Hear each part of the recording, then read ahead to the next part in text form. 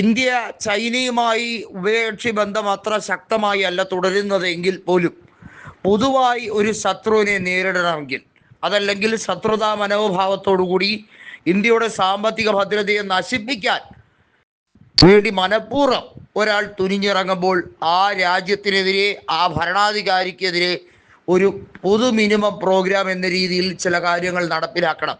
അതുകൊണ്ടാണ് ഇപ്പോൾ Shanghai corporation ചർച്ചയിൽ പ്രധാനമന്ത്രി ചൈനയിലേക്ക് പോകുന്നതും പ്രധാനപ്പെട്ട തീരുമാനങ്ങൾ ഇന്ത്യയുമായി ബന്ധപ്പെട്ടത് എടുക്കുന്നത്.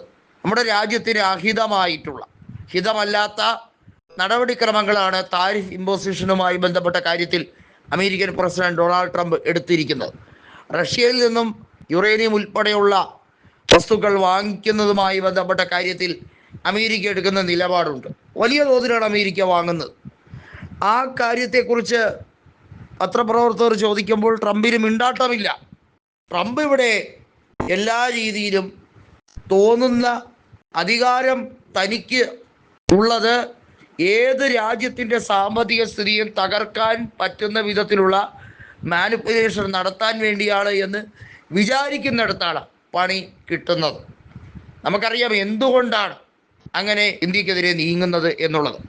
ട്രംപ് മൈ ട്രൂ ഫ്രണ്ട് എന്നൊക്കെ തട്ടിവിടുന്ന നരേന്ദ്രമോദി ഇപ്പോഴാണ് മനസ്സിലായിരിക്കുന്നത് എന്താണ് സാമ്പത്തിക നയം എന്നതുകൊണ്ട് ഈ രാജ്യത്ത് കോൺഗ്രസും മൻമോഹൻ സിംഗ് സർക്കാരും ഉദ്ദേശിച്ചതെന്ന് വ്യക്തമാക്കി കൊടുക്കുന്ന നിലപാടാണ്. മൻമോഹൻ സിംഗ് 2004 മുതൽ 2014 വരെ പ്രധാനമന്ത്രിയായിരുന്നപ്പോൾ അദ്ദേഹം ക്രെഡിറ്റ് അഴിച്ചെടുക്കാൻ വേണ്ടി ഒരു കാര്യവും ചെയ്യാറില്ല.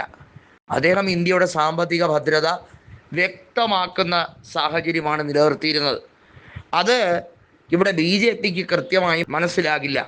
BJPയെ സംബന്ധിച്ചിടത്തോളം ഇന്ത്യയുടെ സാമ്പത്തിക ഭദ്രത തകർക്കുന്ന രീതിയിലുള്ള നയങ്ങളുമായാണ് അവരുടെ ധനകാര്യ നയങ്ങൾ വ്യക്തമാകുന്നത്. നിർമ്മലാ സീതാരാമനെ പോലെ ഒരു കഴിവുകെട്ട മന്ത്രിയെ പിടിച്ച് ആ സ്ഥാനത്തിരുത്തുമ്പോൾ ഈ രാജ്യം കേഴുകയാണ്. എന്ത് ചെയ്യും ഈ അസമത്വത്തെ മറികടക്കാൻ?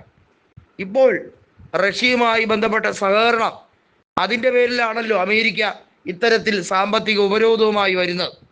എന്നാൽ റഷ്യയും ചൈനയും ഇന്ത്യയും എല്ലാം ചേർന്നുകൊണ്ട് കൃത്യമായ ഒരു മറുപടി കൊടുക്കുമ്പോൾ അമേരിക്കയ്ക്ക് അതിനെ മറികടക്കാൻ എളുപ്പമായിരിക്കുമോ?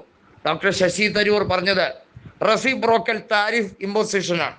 അതായത് ഇന്ത്യക്കെതിരെ എങ്ങനെയാണോ ചുമത്തുന്നത് അതേപോലെ അമേരിക്കയുടെ ഉൽപ്പന്നങ്ങൾ ഇന്ത്യയിൽ ഇറക്കാതിരിക്കാൻ പരമാവധി അവർക്ക് താരിഫ് വർദ്ധിപ്പിച്ചു കൊടുക്കുക.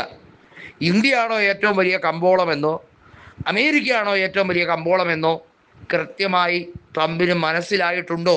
ഈ ചോദ്യമാണ് ഇവിടെ പ്രസക്തമാകുന്നത്.